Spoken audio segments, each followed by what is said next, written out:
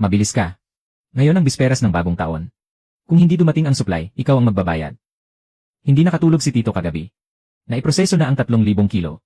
Sabi natin may hasyan sa tubo. Naghihintay ang nanay ko sa pera para pambili ng gamot. Hati sa tubo. Ikaw na trabahador na puro lakas. Hinihingi mo pa sa akin ang hasyan sa tubo. Bakit? Iwan mo na para sa nanay mo. Ako pa ang maglalabas ng pera para sa gamot. Gusto ko ng pera. Humingi ka sa tatay mo. Hindi ba siya may kaya? Ate, huwag kang mag-alala.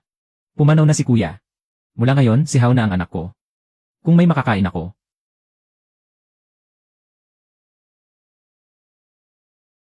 May makakain din siya. Ay naku, Boss Wang. Maligayang bagong taon. Sagado ang sangkap natin. Pinakuluan sa purong halamang gamot. Kain lang, walang alala. Naubos na, Tito.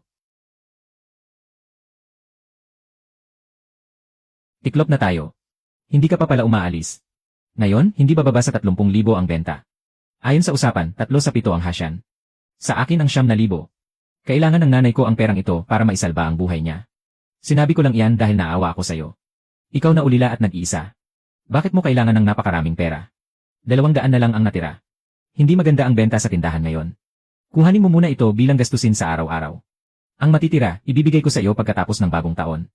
Na, mula ngayon ang pwesto na ito. Wala nang kinalaman sa iyo. Ang pamangkin kong si Chen Jianmin ang sasalo bukas. 200. Noong dati, sa harap ng lamay ng tatay ko. Ang mga sinabi mo, sapat na para sa 200. Pamangkin mo rin ako. Huwag mo nang banggitin ang tatay mo sa akin. Kung hindi dahil sa akin. Ako pa ang naglabas ng pera para sa kabaong niya.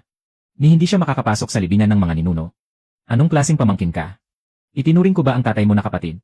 200 ay pera rin. Akala mo ba madali lang kitain ang pera? Lumayas ka.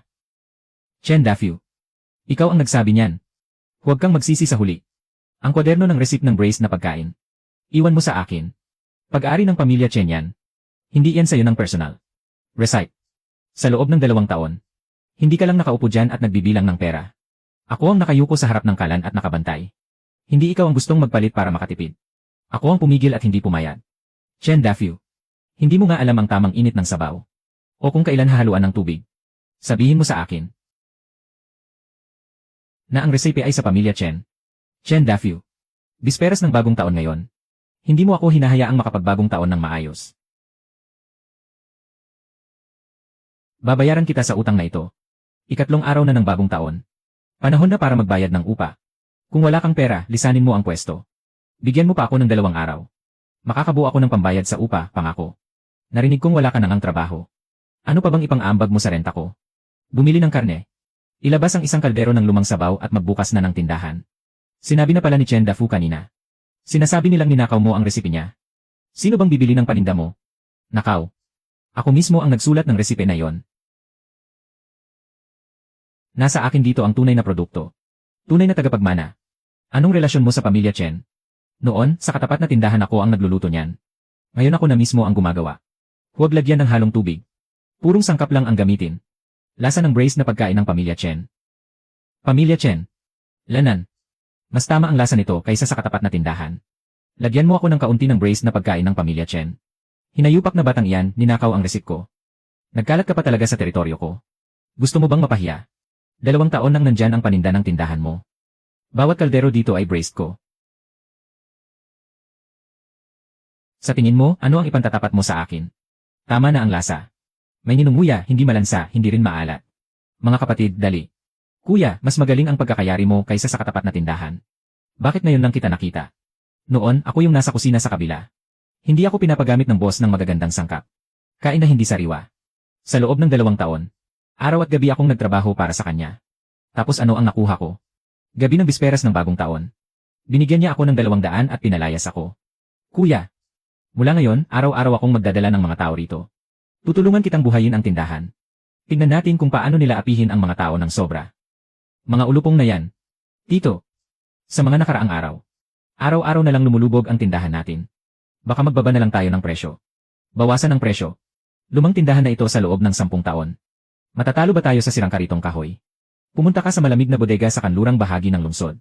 Kumuha ka ng mas murang karne. Bawasan ang gastos at kalabanin siya. Tito, sobrang mura na niyan. Baka karne na yan nalampas na sa takdang araw. Noon, sabi ni Chen Hao. Kapag kinain ang ganitong karne, pwedeng makapatay ng tao. Wala siyang alam. Sandali. Dalhin mo rito yung binili mong iyan. Yung matapang na pampalasa. Dagdagan mo pa. Pantaboy sa mabahong amoy. Tito, sobra na yata ang gamit na yan, ha? Bahala na ako sa dami niyan.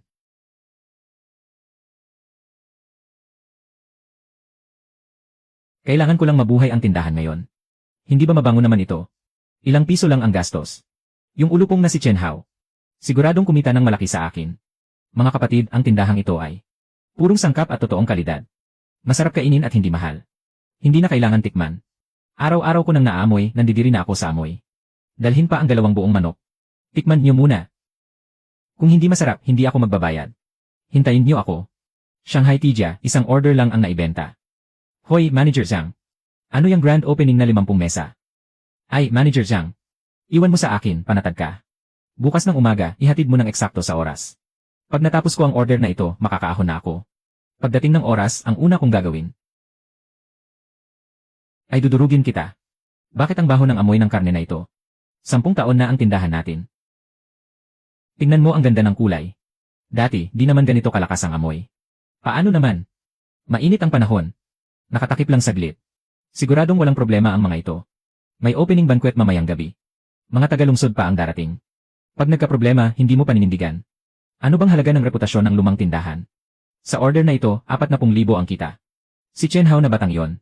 Ano ang ipantatapat niya sa akin? Tunay na tagapagmana ng Chen's Braised Food, libreng tikim. Kuya, bakit ka sumisingit sa pila? Pumila ka sa likod. Ang bango nito. Kuya, ano po ang gusto ninyo? Tikim muna kayo.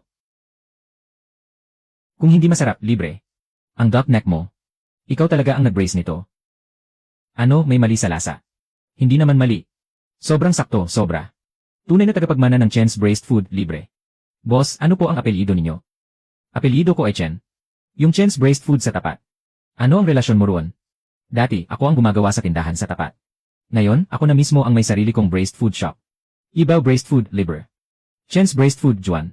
Kaninang umaga, si Chen Dafu. Nagdala sa akin ng isang batch ng paninda. Yung lasa nyon at nito ay magkaibang magkaiba. Tingnan mo ito. Kuya, ito ay gumamit ng expired na frozen meat at nilagyan ng matapang na pampabango ng lasa para matakpan ng amoy lansa. Kapag kinain mo ito sa tiyan, maaga o huli magkakaproblema. Sigurado ka.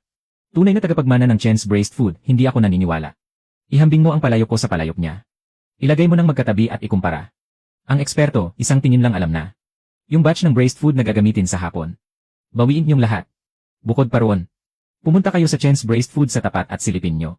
Siguradong may tinatago siya sa kusina. Boss, pwede ba ngayong hapon? Pabilisin mo akong gumawa ng isang batch. Sapat para sa 50 mesa. 50 mesa. Hindi namin kayang gumawa ng ganoon karami sa isang araw. Sa Ruyo Hotel, hindi namin kayang gumawa ng ganoon karami sa isang araw. Ako si Zhang John ng Ruyo Hotel. May opening banquet mamayang gabi para sa mga tagalungsod. Kung matutulungan mo akong maisalba ito, ikaw na ang magtakda ng kondisyon. Sabihin mo na ang gusto mo. Ako at ilang kasama sa trabaho ang maghahabol. Pero malinaw lang ha. Tunay na sangkap lang ang gamit ko. Gagawin mo ba o hindi? Iyon na ang hanap ko, tunay na sangkap. Ito ay ako at ilang kapatid. Na minadali lang namin. Sapat ba ang dami para sa 50 mesa? Kuya, ang galing ng timpla mo. Sayang nasa gilid ka lang ng kalsada nakapwesto. Huwag magmadali, tingnan muna natin ngayong gabi. Nakita mo ba? Kakabukas pa lang, ilang araw na lang, bagsak na agad. Ang batang to, hindi talaga para sa negosyo. Kami mula sa tanggapan ng Market Supervision and Administration. May nagreklamo laban sa'yo. Paggamit ng bawal na food additive. Nagawa na namin ang paunang inspeksyon. Sa kusina nyo, gumamit kayo ng matapang na pampalasa na bawal.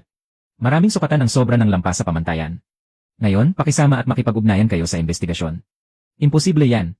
May taong gustong manira sa akin. Si Chen Hao ba yon? Tama. Natapos na naming kunin ang ebidensya sa kusina nyo. Ngayon, pakilock ang pinto at makipag-ugnayan sa investigasyon. Hindi pwede. Manager Zhang. Saang tindahan in order ang braised food na to? Tama ang lasa. May kagat. Hindi maalat, hindi rin matabang. Mahirap talaga makuha. Sa bago naming partnership yan. Isang braised food stall. Bata pa ang may-ari. Pero ang galing ng pagkakagawa. Matandang lalaki. Habang buhay na akong kumakain ng braised food sa lungsod. Ibigay mo sa akin ang contact niya. Magpapa-order din ako sa side ng lumang pabrika. CJ. Ngayong araw ang lamisang ito. Ito lang na ulam ang standout. Pag alis natin, ipababalot mo sa akin ang 2 bahagi. Lahat ay dahil sa'yo. Pinapunta mo pa ako para mag-restock. Anong klaseng kalokohan ang nai-restock mo? Pero, Tito, ako mismo ang pumunta sa murang cold storage na yon. Tapos sasabihin mo pang niloko ka raw ni Chen Hao noon. Si tatay ang malaking sandigan ko. Naloko ako. Si Chen Hao na walang utang na loob, nakipagsabuatan pa sa mga tagalabas. At sinira niya ang tindahan ko. Tay, iligtas mo ako. Ako ang nag-ayos sa batang yon. Ako mismo ang bumugbog sa kanya. Chen Hao.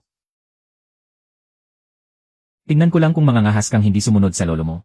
Gusto mo bang mapahamak ang tito mo bago ka matauhan? Gusto mo bang mapahamak ang tito mo bago ka matauhan? Si lolo mismo ang gumawa niyan. Gumamit ng lumang karne at bawal na additives. Walang may gawa niyan sa kanya. Sarili niya ang pumahamak sa sarili niya. Kalokohan.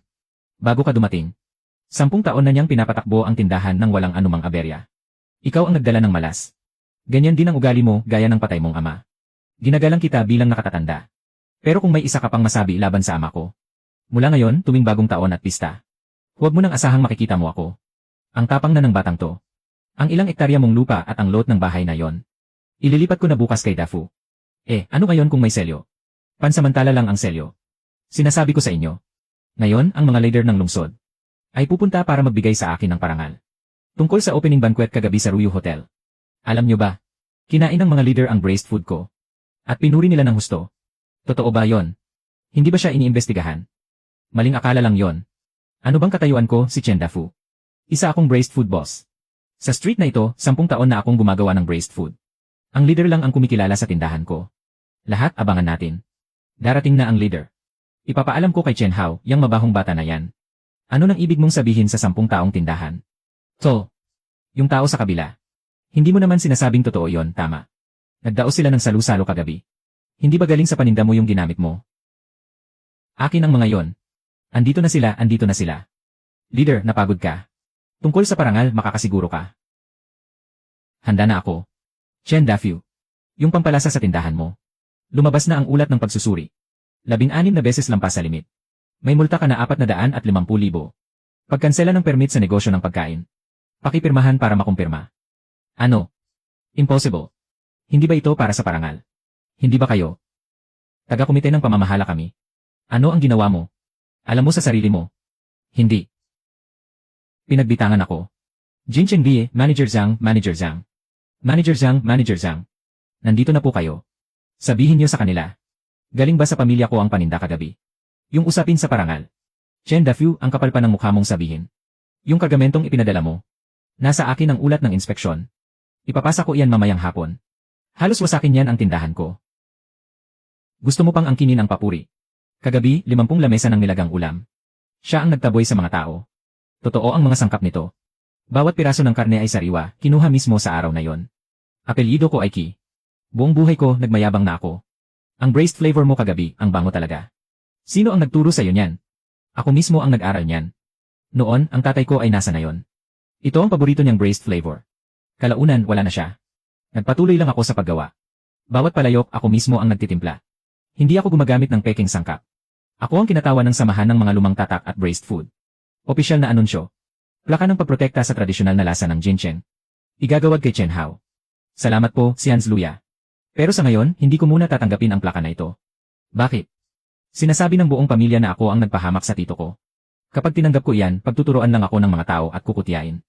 Hihintayin ko munang malinaw na magsalita ang tito ko mismo. Sino ba talaga noong una? Ang nagpalaya sa akin mula sa tindahan. Sino noong bisperas ng bagong taon? Ang nagbigay sa akin ng 200 para umalis ako. Ikaw na walang utang na loob. Nasaan ang plaka? Ibigay mo. Lolo, maupo ka muna. Umupo ka na nga. Sinira mo ang tindahan ng sarili mong tito. At may mukha ka pang magbukas ng tindahan sa teritoryo ng pamilyang Chen. Yung plaka na yon.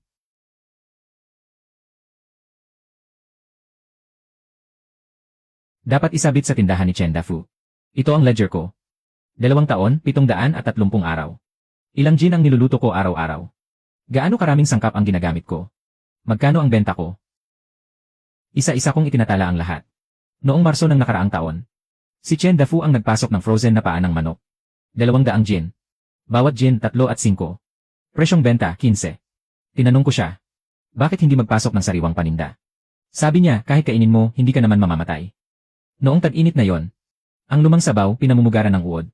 Gusto kong itapon pero hindi niya ako pinayagan. Sabi niya, lagyan lang ng 2 dakot ng paminta. At wala nang makakapansin. Noong bisperas ng bagong taon noong nakaraang taon. Nag-brace ako ng 3,000 gin. Umabot sa 32,000 ang benta. Binigyan niya ako ng 200. Umabot sa 32,000 ang benta. Binigyan niya ako ng 200. Hinintay ng nanay ko ang pera para makabili ng gamot. Lumuhod ako at nakiusap sa kanya. Pinapunta niya ako para hanapin ang tatay ko at humingi sa kanya. Sinasabi mong sinaktan ko siya. Isa lang ang gusto kong itanong. Sino ba talaga ang nanlalamang sa pamilyang Chen? Kuya. Itong bata. Mga bagay na naitala sa loob ng 2 taon. Hindi gawa-gawa lang. Sa mga nakaraang taon, Dafu. Sumunod ka rin sa chismis. Na ako ang tagapagmana ng pamilyang Chen. Hindi iyon mali. Sa pamilya namin, manggagawa lang ang antas namin. Walang pinag-aralan, walang karir. Walang lupa, walang bahay. Araw-araw ka lang bumubulong ng kung ano-ano. Pamilyang Chen, pamilyang Chen. Lolo, ikaw pa ba? Buhay ka pa ba sa panahon ng king? Nananaginip ka pang maging malaking amo. Ikaw. Ikaw na salbahing yan. Naglalakas loob ka pang tumutol sa amo. Bubugbugin kita para sa patay mong tatay. Bubugbugin kita hanggang mamatay. Linisin ang hanay natin. Hindi tama. Anong nangyari kay Hauzi? May mali sa sabaw na ito. Medyo maasim. Sobrang mahalumigmig ng silong. Baka panis na ang sabaw na ito. Ito ang lumang sabaw mo. Inalagaan ng mahigit 2 taon tapos nasira pa. Kasalanan ko, hindi ako makabili ng freezer. Ibuhos na. Ibuhos na. Buhay mo ito. Kung ayaw mong pagsamahin, pwede namang gamitin ng hiwalay. Kahit i-brace mo, hindi rin naman mapapansin ang lasa. Hindi pwede. Yung inasinan ko. Kung hindi ko matitikman, paano ko maibibigay sa iba? Nabalitaan ng mga kapatid na kulang ka sa freezer. Gawaan ito. 14 kaming nagsama-sama. Hindi kalakihan, mga 2,003 lang. Dalhin mo na. Kapag kumulo na ang lumang sabaw, pwede pang pakuluan ulit. Bakit ka matatakot sa galing mo? Nakatunganga ka lang dyan, anong ginagawa mo? Tara, bumili tayo ng freezer. Hintayin nating magbukas ang tindahan. Ikaw ang gagawin kong unang kasosyo. Naintindihan mo? Pakuluin muna ang sabaw hanggang luminaw, saka tayo mag-usap. Huwag mo akong sisihin, huwag ako ang sisisihin mo.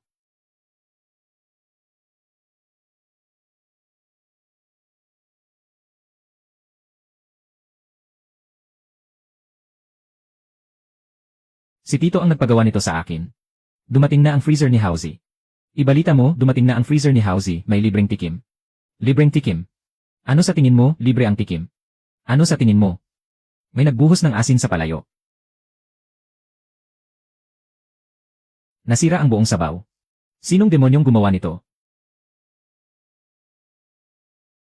Sumpain ko siya at ang 8 salinlahi niya. Huwag tumawag ng pulis. Isang sipa lang sa magkabilang binti. Hayaan mo silang apihin ka ng ganyan. Walang ebidensya. Wala ring silbi ang pag-report sa pulis. Pero may paraan ako. Hayaan mong siya mismo ang lumabas. Ang masakit na kwento ng Chen's Braised Food. Uy, boss. Hindi kami bubukas ngayon. Sira na ang lumang sabaw. Ako mismo ang magpapakulo ng bagong palayok dito. Kung wala kayong gagawin, tumayo na lang kayo dyan at manood. Tingnan natin kung makakaraos ako. Live ito mismo sa lugar, eto na. Sige, i-record ko kayo. Ang title ay, ano nga ulit ang itatawag dito? Ni piso, hindi sila magbibigay. Napilitang ilabas ng boss ang tunay na hari ng kusina. Dito lang tayo magpapakulo. Para makita ng lahat. Pwede ring masira ang lumang sabaw. Hindi na maayos ang gawa. Ngayon, hindi na tayo gagamit ng lumang sabaw. Tubig lang ang gagamitin. Chen, tikman mo. Hayaan niyong makita niyo. Ano ba ang tawag sa tunay na galing? Nilagyan ng patibong ang boss na ito. Wala na ang lumang sabaw. Magsisimula na tayo mula sa wala. Huwag kayong aalis habang live pa. Ay naku, sa pagkaramelize ng asukal pa lang, halatang bihasa na. 3 dekada na akong nagprito. Hindi rin ako kasing galing ng ganito. Ang kaluluwa ng braised dish ay nasa sabaw. Ang ugat ng sabaw ay nasa mga sangkap. May mga nag-akala. Kapag ninakaw ang lumang sabaw ko, tapos na ako. Mula rin sa malinaw na tubig hinuhubog ang lumang sabaw. Basta tama ang sangkap, tama ang apoy, at tama ang puso. Magluto ka lang ng isa pang palayok, ayos na. Tingnan mo ang husay ng kamay niya. Kung ikukumpara mo sa nasa kabila, sino ba siya? Pwede ba silang pantayan? Yung nasa kabila, si Chen Dafu. Ni hindi niya alam kung langis ba muna o asukal ang ilalagay sa caramel color. Hindi niya nga alam, di ba? Boss, hanggang kailan ba ito ibabrace? Maghintay pa ng 1 oras. Kung gusto ninyong maghintay, ang unang lalabas sa palayok, libre ko na sa inyo. 50,000 ang nanood sa live kanina. Boss, sisikat ka na. Howzy? 50,000 ang nanonood. Mas astig pa kaysa sa mga sikat sa internet na tindahan. Tama. Mga kapitbahay, libre kayong tumikim. Libreng tikim. Ngayon, tubig ang ginamit sa palayok na ito, libreng tikim. Libreng tikim. Walang ginamit kahit isang patak ng lumang sabaw, libreng tikim. Paglabas nito sa palayok, tikman nyo. Hindi pa huli ang lasa sa dati. Bakit? Dahil ang totoong sikreto ay wala sa sabaw. Nasa puso. May nagnakaw ng sabaw ko. Sinira ang sabaw ko. Pero hindi niya mananakaw ang 2 kamay ko. Mga kasama, narinig niyo ba? Sa round na ito, kampi ako sa boss. Bata. Lumapit ka. Yung live kanina, napanood ko. 50,000 ang online. Ang galing mo, ha? 8. Sa usapin ng renta, dagdagan mo pa ako ng 2 araw. Malaki ang gasto sa bagong sabaw ngayon. Sino ba ang nagsabing sisingilin kita ng upa? Yung kwartong nakaharap sa kalsada. Dati, inuupahan yon sa nagbebenta ng bauzi. Umalis noong nakaraang buwan. 25 metro kwadrado. Kasama na ang tubig at imbornal. Libre ang upa mo sa loob ng 3 buwan. 8. Huwag kang magpasalamat agad. May kondisyon ako. Anong klaseng tao si Chen Dafu? Mas malinaw sa akin kaysa sayo. Noong buhay pa ang lolo mo. Sikat ang braised food sa kalyeng ito. Nang mawala ang lolo mo. Nag-iba na ang lasa. Isa lang ang kondisyon ko. Huwag mo nang hayaang bumalik ang matandang iyan. Bawiin mo ang karatulan ng lumang Chen. 8. 3 buwan. Pagkalipas ng 3 buwan, kung hindi ko ito kayang buhayin, ibabalik ko sa iyo ang susi. Hindi sapat ang upa. Tigilan mo na ang kakadakdak. Bukas, kunin mo na ang bahay. Tama. Ako si Wang Xiulan. Huwag mo na akong tawaging ate palagi. Baka tumanda ako dahil sayo. Howzy, halika at tingnan mo. Ito. Noong buhay pa ang lolo mo, nagbukas siya ng pwesto rito. Pagkatapos, inagaw ni Chen Dafu ang pwesto. At pinalitan niya ng sarili niyang karatula. Ang plaka na ito. Itinago ko ito sa likod ng tabla. Akala ko balang araw. May magbabalik nito sa tamang lugar. Kuya, gusto mo bang makipagsosyo sa akin? Ako ang bahala sa braised food. Ikaw ang bahala sa pagbebenta. Kapag kumita, hati tayo sa kita. Hati. Baliw ka ba? Ako lang ang tagabuhat. Magkano ba ang halaga ng husay mo? Hindi mo ba alam? Noong gabing iyon, nasira ang lumang sabaw. Ibinigay mo sa akin ang lahat ng pera ng buong kubol. Mula noon. Hindi ka na ang kuya ko. Kapatid kita, tandaan mo yan. Sa magkapatid. Walang mas mahalaga o mas mababa. Ang pinakamalaking swerte ko sa buong buhay ko ay nang tumayo ako sa tapat ng pwesto mo. Binili ko ang dot neck na yon. May naisip ka na bang pangalan ng tindahan? Tawagin na lang natin itong Chen's Braised Food Stall. 3 araw na kaming nagbebenta. Bawat beses, kalahating oras ang pila. Kung bibili pa ulit tayo, naghihinala na ang katapat natin. Sa ano? Na naaalala niya.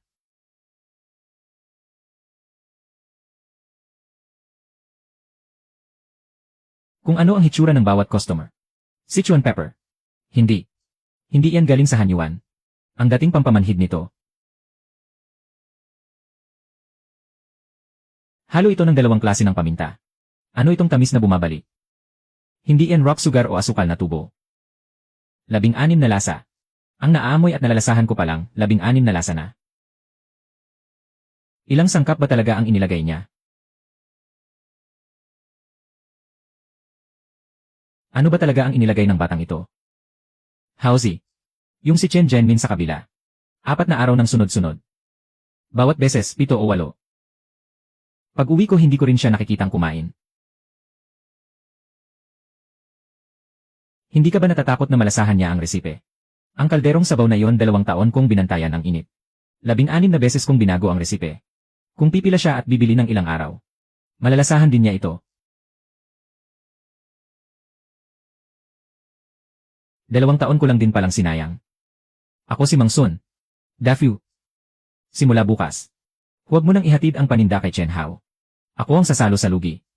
3 beses ang ibabayad ko sa'yo. Isang kondisyon lang. Lahat ng sariwang manok at pato sa kanlurang bahagi ng Jinchen.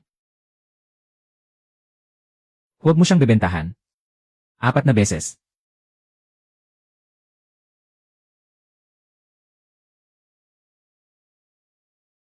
CJ. Pasensya na Chen Hao. Sa susunod hindi na ako makakapaghatid ng paninda sa'yo. Sino ang humarang dito, Tito Son? Ito ang bayad mo sa huling order mo. Ibabalik ko sa'yo. Huwag mo nang itanong. Kailangan ko ring kumain. Hindi ko na kayo pahihirapan. Salamat sa 2 taon na ito.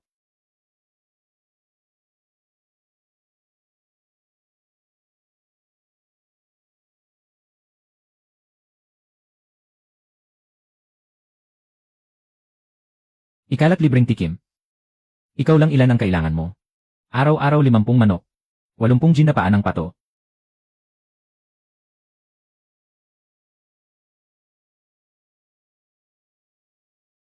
Sa hitsura tinitingnan ang paa ng manok. Ang isang ito 9 na buwan pa lang. Libreng alaga. Sa bakuran niyo 70% ay sa kulungan inaalagaan. Yung hanay sa likod lang ang free range. Yung nasa likod lang ang gusto ko. Ano ang pakay mo? Mas matalas pa ang mata mo kaysa sa maestro ko sa tindahan. 7 taon na akong nag-brace ng karne. Magandang sangkap nagbubunga ng masarap na sabaw. Pangit na sangkap sisira sa pangalan. Hahaha CJ. Sa susunod itatabi ko na para sa'yo ang pinakamaganda. 10% na mas mura kaysa sa mga reseller.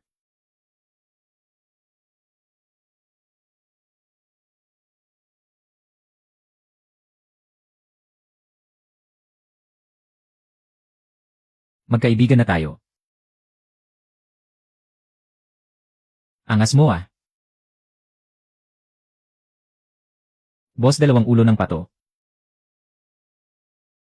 Inspeksyon sa kalidad at kaligtasan ng pagkain. Kasama ito mismo ang tindahan na ito. Walang permit ang operasyon. Siguradong may problema sa kalinisan. Suriin niyo ng maigi. Routine inspection pakipagtulungan. Ito ang mga resibo ng pasok naming paninda.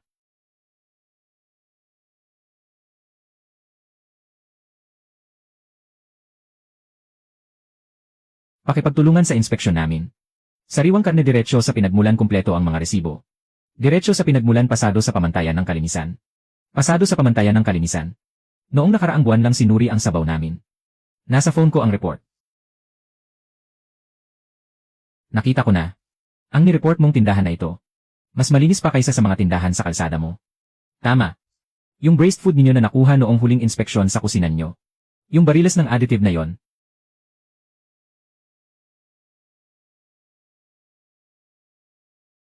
Nabayaran na ba ang multa? 10.08. Kuya, kailangan ko bang kumilos o hindi? Naghihintay na ang mga kapatid. Isang salita mo lang. Hintay pa.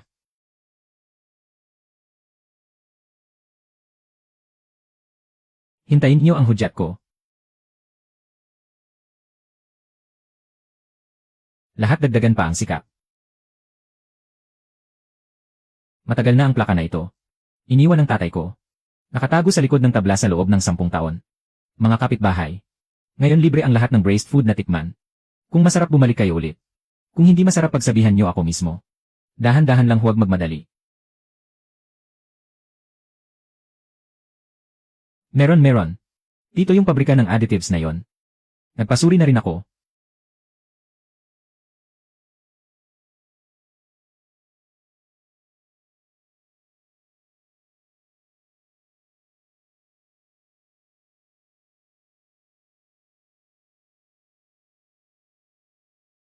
Hindi na ako magbebenta mula ngayon.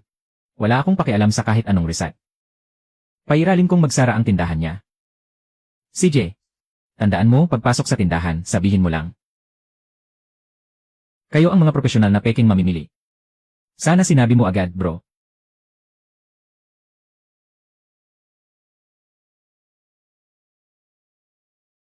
Magkapatid tayo dito, profesional kami. Ikaw si Boss Chen, tama. Malakas ang negosyo mo, ha? Hindi ko kayo kilala. Anong alitan meron tayo? Umupo tayo at mag-usap. Huwag kang manira ng gamit. Mahuhuli tayo nito. Mahuli. Bro, expert ako sa paghabol sa peke. Hindi naman kami nandito para manggulo.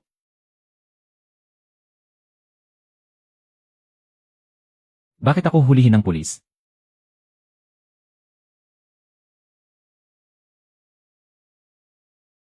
Palibutan siya. Chen Dafu. Alam ko na ikaw. Kapag may nangyari, isusuko mo ako. Makinig ka ng mabuti. Nahuli ako. Ang mga tao ko. Nasa natitirang paninda mo na. Nilagyan ko na ng lason ang mga yon. Pwede pang pakuluan ulit ang sabaw. Hindi pa ganoon kalaki ang lugi.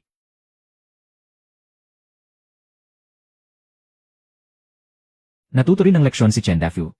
Kung may araw man siyang gagamit ng kahit anong paraan, dapat alam niya. Nasa huli, babalikan din siya ng sarili niyang gawa. Tapos na. Tapos na talaga. Kahapon lang, may nakuha akong malaking order mula sa hotel. Akala ko mababawi ko ang lugi. Ang cute mo, ha? Itong si Qiangzi. Kung hindi ko maihahatid ang paninda bukas ng alas 7 ng umaga. 600,000 ang penalty. 600,000.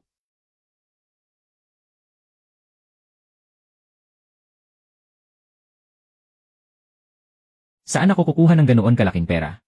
Chen Hao. Sa akin mo pa ginawa. Tito, wala na talaga akong magagawa. Hindi ko maihahatid ang batch na yon bukas.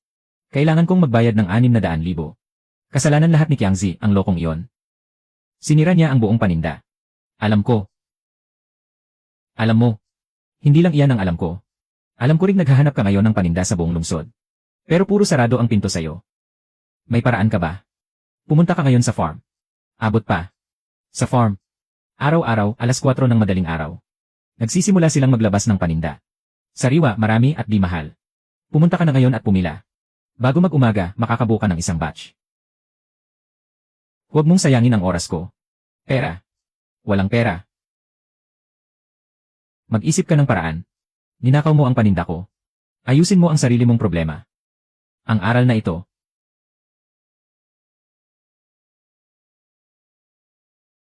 Kailangan mong matutunan mag-isa. Bossing. Tingnan mo ito. Boss, pwede bang gumawa ng ilang vegetarian dishes? Boss, pwede bang gumawa ng ilang vegetarian dishes? Hindi naman laging karne ang kailangan. Pwede ring gulay. Gusto ko ng vegetarian braised food. Yung pwedeng ipadala sa courier. Gustong bilhin ng mga tao sa buong bansa. Grabe. Mahigit 2,000 likes. Tingnan mo itong post. Taga Northeast ako. 3 buwan na akong naglalaway sa dop neck ninyo. Pakiusap boss, gumawa kayo ng vegetarian na version. At ito pa. Kapag vegetarian ang ginawa ninyo, 100 gin agad ang orderin ko. Braised food na vegetarian. Purong vegetarian. Mga produktong tokwa. Matagal mapanis. Pwedeng maipadala ng mabilis. Ang galing ng pagkakagawa mo. Pag-aralan natin. Hindi naman imposible. Vegetarian na manok, vegetarian na pato, vegetarian na hamon. Halos pareho lang ang proseso sa braised meat. Kailangan lang ayusin ang timpla. Sige, subukan natin. Ngayong gabi, pagtiyatiyagaan ko yan. Tindahan ng braised meat. Mabilis ang delivery. Hindi lang iyan, negosyo sa gilid na rin. Kakainin yan ng mga tao sa buong bansa.